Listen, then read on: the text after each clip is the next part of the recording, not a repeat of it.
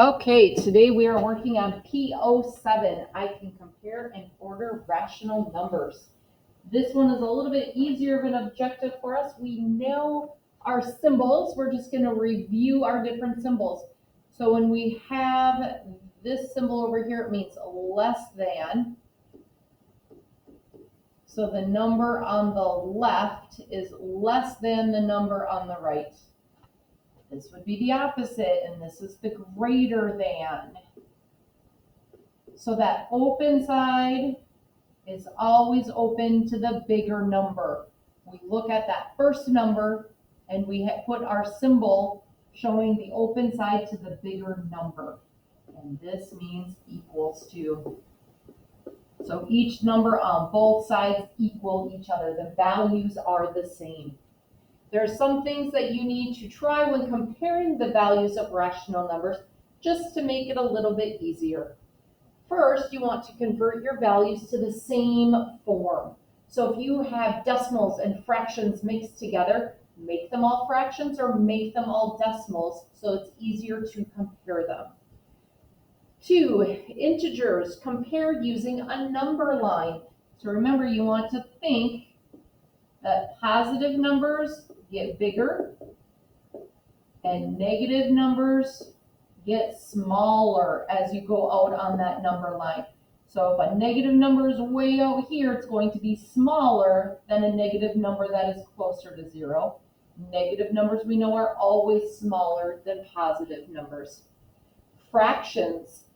Save yourself a little bit of time. When you're comparing fractions that have different denominators, think to yourself, is it closer to 0? Is it closer to a half? Closer to 1?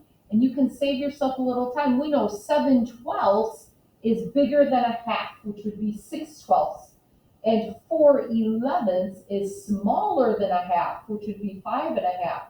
So we know that 4/11 is smaller than 7/12. So 7/12 is greater than 4/11. So instead of having to go through and get that common denominator, sometimes it's easier to just look at the 0, half, and 1.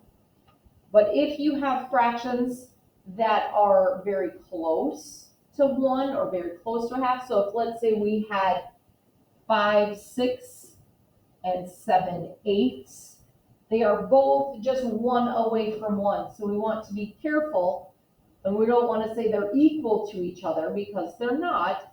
That's when you would want to look at equivalent fractions, common denominators, to compare your numbers. So if we're looking at that 6 and the 8, we know they have a common denominator of 24. So it would be 6 times 4, so 4 times 5 is 20.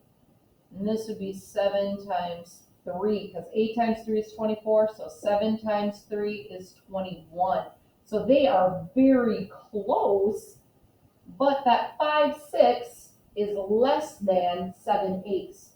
So don't just think since they're both 1 away from 1 that they are going to be equal. You have to actually compare their true values to each other. Decimals. You want to stack your decimals, adding zeros to fill out empty digits, and then compare the digits in the columns from left to right. So if we have 0.2, we have 0.25, and then we have, let's put over here, 0.251. We're going to write them one on top of each other. 0.251, 0.2, filling in zeros for those empty digits, and 0.250. So now looking at it, we can see it's 251,000, 200,000, and 250,000. So you can compare those numbers knowing that this would be the smallest, the second, and then the greatest number would be up here. So just looking at those decimals, comparing them correctly to each other. I'm going to move the page up to see what else we have on our page.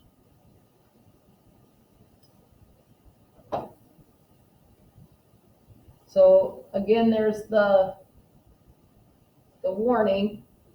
Don't just look at how far away the denominator is from the numerator. 2/5 is very different from 37/40, even though they are both 3 away.